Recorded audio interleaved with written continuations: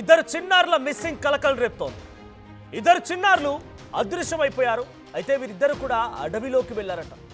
కలువాయి మండలం ఉయ్యాలపల్లికి చెందినటువంటి విష్ణువర్ధన్, 9 ఏళ్ల విష్ణువర్ధన్ అండ్ 12 ఏళ్ల శ్రావణ్ ఇద్దరు కూడా నిన్న సాయంత్రం ఆడుకుంటూ అడవిలోకి వెళ్లారు.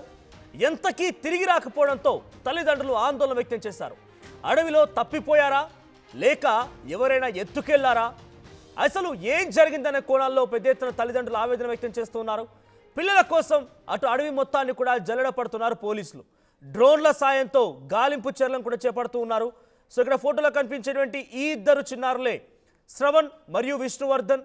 శ్రవణ్కి సంబంధించి 12 ఏళ్ళు, విష్ణువర్ధన్ 9 ఏళ్ళు. ఇద్దరు కూడా ఆడుకుంటూ అడవి లోపలికి వెళ్ళిపోయారు. మరి ఆ అడవి లోపలికి వెళ్ళిన తర్వాత వాళ్ళు ఎక్కడైనా తప్పిపోయారా, లోపల అక్కడ బయటికి రావడానికి ఇబ్బందులు పడుతున్నారా, లేదా ఎవరైనా ఎత్తుకెళ్లారా, ఇలా పలు కోణాల్లో పోలీసులు గాలింపు చర్యలు చేపడుతున్నారు. అటు కుటుంబీకులు అయితే పెద్ద ఎత్తున రోధిస్తూ ఉన్నారు.